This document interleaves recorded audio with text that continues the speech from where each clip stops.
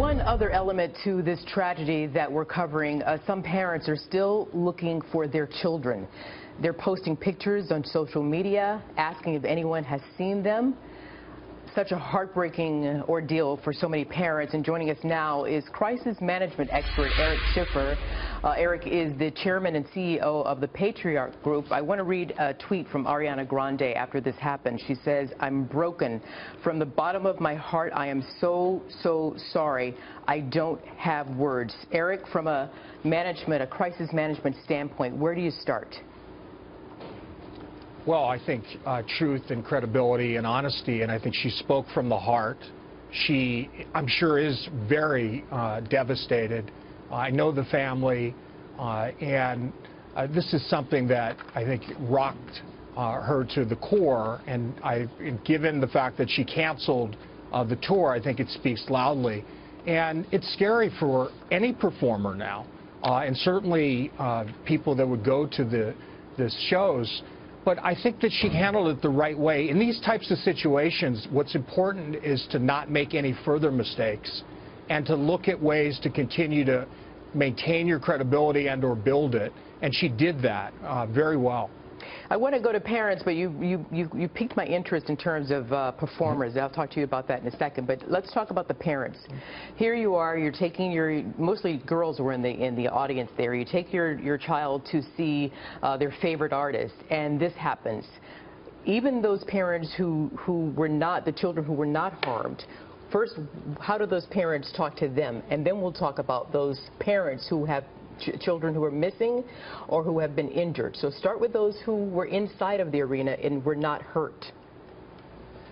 Well, I think you got to, certainly recognize the trauma and have them understand that that what they're feeling is very real, and that it's okay to go through that kind of stressful feelings. And that's number one. And number two, to have them understand that there are bad people that certainly have different beliefs, if this is terror, than those in the United States and in the UK, and that you have to protect yourself, that you have to be vigilant, and you have to be careful. And certainly today, more than ever, when they're hitting such soft targets like this.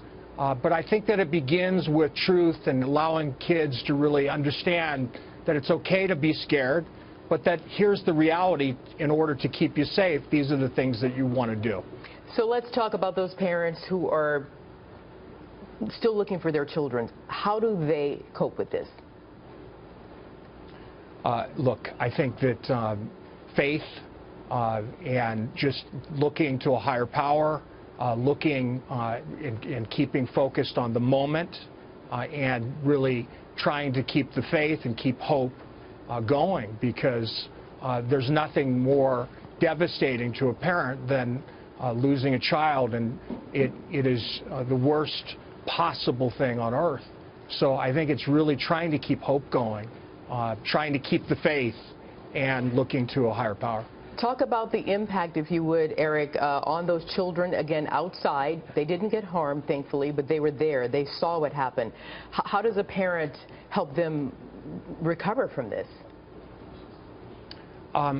Really having them understand that it's okay to go through the feelings and to allow them to talk about it and get it out and to share it, and have them certainly describe whatever they're going through so that they feel heard and understood and listened to, and then to have them also understand that they've made it through it, that it's going to be okay, and that this is a rare event. Statistically, it's very, very unusual, and they're safer in a car and safer in a bus and certainly in a plane, and that they're going to go on, that they're going to be okay, and have them feel a sense of strength.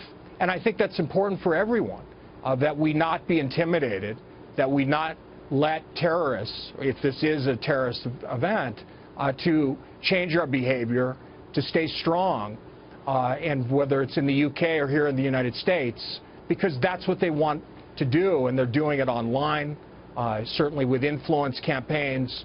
And if this is, again, a terrorist event, then this is like the Super Bowl for terrorists, because it allows them to be able to recruit the best players now want to now join the team, and they're excited because they see a victory, a big victory. You know, you mentioned about Ariana Grande. I started out with how she tweeted that she is just broken from this event. And how does she, you know, move on? Again, we are not, I'm not trying to make a bigger deal because she's a celebrity at all, but you made me think about it because it was her concert. And she has thus canceled the rest of her tour for the moment. You know, how does she get back up on stage? And artists who perform at major arenas, even sports, you know, athletes who are working in stadiums, et cetera. So what's the psyche there? You know, when they go to work, these are their offices. Yeah, look, I think for celebrities that are in the public eye, like Ariana, and that are playing on a field where they're vulnerable, they have to realize that, hey, they can get through this, that in most cases things are going to be safe, and not to be intimidated, to certainly double up security, and I think most of these venues will have that, but to be able to move on and set an example. I think for her to step back and not to continue to perform once she recovers psychologically, and this may take a week, a month or so, but I think it sends the right message to all Americans, and certainly those in Britain and around the world, that you're not going to win this. You're not going to intimidate us. We're going to stand strong.